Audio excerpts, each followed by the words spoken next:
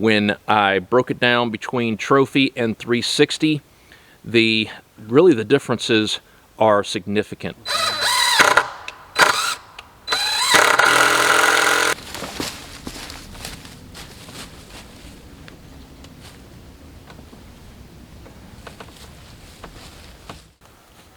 Hey friends, welcome back to the channel. If this is your first time here, I'm Art. This is my son Aaron, and this is our backyard. And recently we decided that we were no longer going to freeze our butts off in a deer stand, so we wanted to go ahead and upgrade our hunting experience. And what that means is more money, more options, more things to choose from. So after going through quite a few different brands, we landed with Trophy hunting blinds. Now, we visited Hoosier Hills Outdoors in Indiana and met with the owner, Joel, to look at 360 blinds, Trophy, of course, and Striker. So this episode is really designed for those of you that are also considering Trophy, because in my search, I could find barely anything out there at all. And it made the choice a little bit difficult until I actually put my eyes and my hands on everything and then really compared all three there on the lot. So here are my reasons as to why I finally landed with Trophy. One, the materials are practically the same across all of them. I eliminated Striker off the list simply because the owner said that he was having problems with customer service with them and he was no longer carrying their products. If an owner decides to do that, it's a very good sign to just completely avoid it. When I broke it down between Trophy and 360, really the differences are significant. One, the door size on Trophy is a full-size door. On 360, it is not. I'm 5'6". I didn't really pay attention to the door when I came out of 360. I hit my head. That really does not work out well if you have your weapon slung on your shoulder. It's going to smack things other than your head. I do that enough in the shop as it is. So that was a really big mark for me. The next thing. The windows on Trophy blinds, they come standard tinted. For 360 and some of the others, that is an upgrade charge. So that certainly made it easy because I love the tinted windows. Another huge selling point with Trophy, the stand actually is included in the price. Whereas some others like 360, they are $700, $800 more for a steel stand, and lumber really did not seem to be an option for you to be able to purchase at a lower price. For the Trophy blinds, you have a 4-foot, an 8-foot, and I think maybe a 12-foot. But this is the 8-foot stand. Now this is the 6x6 Pro, and the windows, all one-hand operation sliding with the weights. I did see with some of the competitors that it took more effort to slide the windows up. These are very easy. Also, the warranties are the same because the materials are exactly the same. The roof on these is slightly angled at the top for a little bit of a pitch compared to some of the others where it is a higher pitch. But they do have the commercial rubber topping on there that has a long warranty for its lifespan. So I felt it was okay sacrificing in that area compared to some of the other areas where it carried less weight for me. And the last nice feature that I like on the Trophy hunting blinds is the door. So you actually have a key lock compared to maybe just a padlock hole to be able to hold things together. Here in Ohio, we get some pretty nasty freezing rain and snow. I have had padlocks completely freeze up on me and I could not open them. So I did not want to come out here early in the morning and find out that I could not get in my blind. All right, here's the inside. Carpeted floors. The weights the felt track systems, everything is truly a one-hand movement. So all moves really, really easy. Door has a full containing handle there. Carpet does come with it. You can upgrade for egg foam insulation, but I chose not to pay that upgrade price and just do it ourselves. Here's another viewpoint, full-size office chair with a base of 24 inches. Plenty enough room for 2 chairs, gear, heater, and being able to spin around with no concerns. And the final factor that contributed to purchasing trophy hunting blinds was the overall price. It was less than some of its competitors, and we actually caught it on a sale. So they had, I think it was like $100 off sale.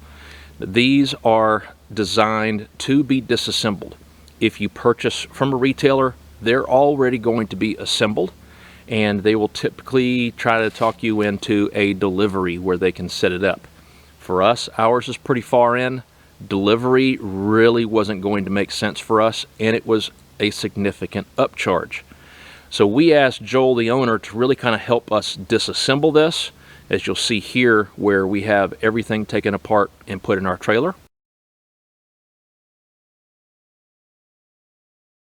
And thanks to him and his assistance of showing how everything really came together, it made it easier for us to be able to put it back together once we hauled it in to our spot.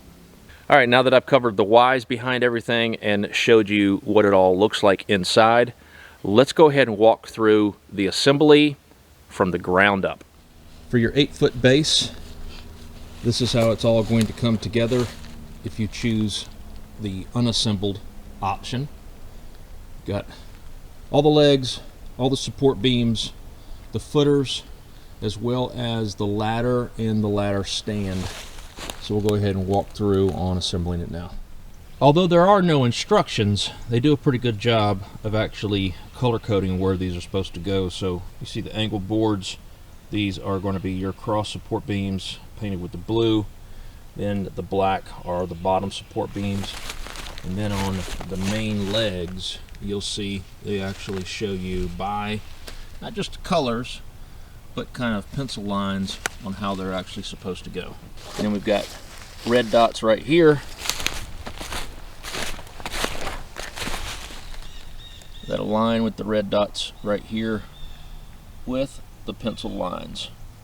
So they make it pretty easy for you. Make sure that left side's flush. Yeah, just get started here.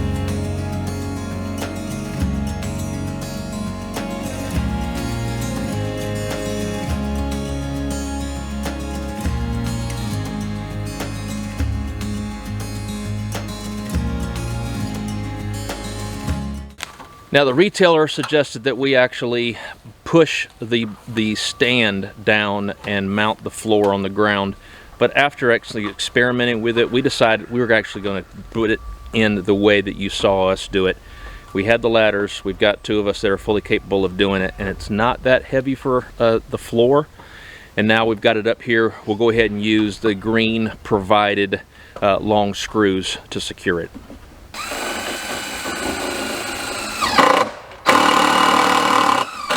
Okay, for your ladder and your platform, you're going to use all the supplied bolts and lock nuts. Your adjustable legs go in, they'll be held in by the locking pins. And you've got the bolts, locking nuts there, and then your adjustable side brace also held in with the same supplied hardware.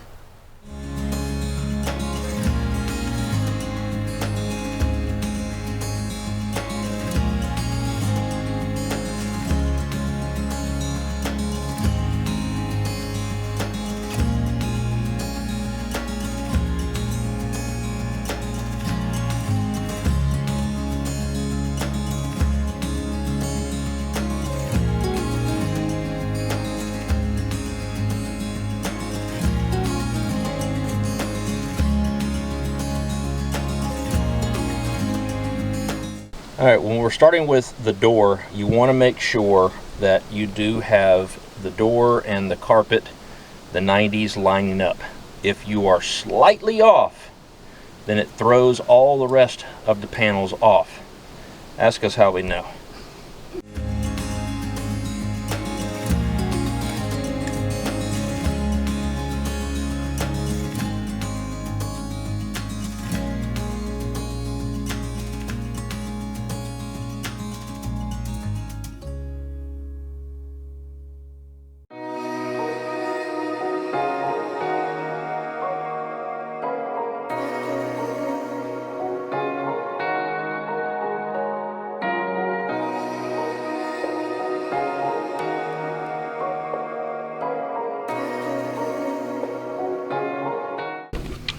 Your base should be right at the edge of the carpet.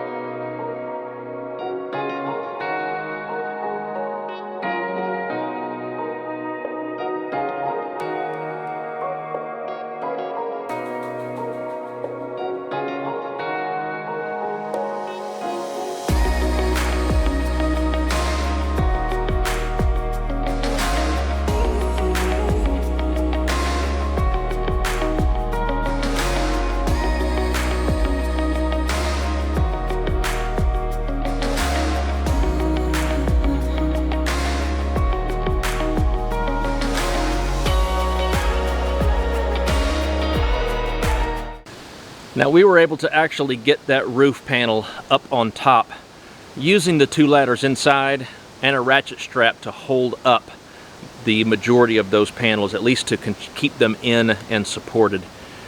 We felt confident in us being able to do that.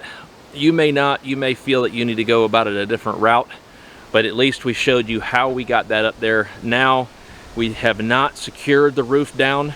We're able to now go ahead and lift it up to put the final panel in, and then we'll be able to secure the last pieces in place.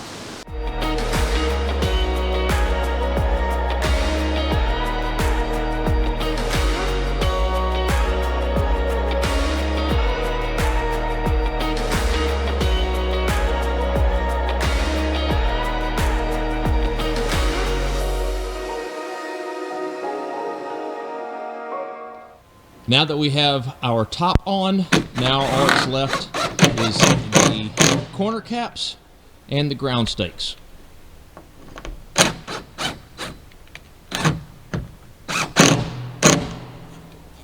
All right, that wraps this episode up, and if this was beneficial to you, be sure to smash that like button. We've got a little bit of work left to do with this. We're going to do some camo painting on it.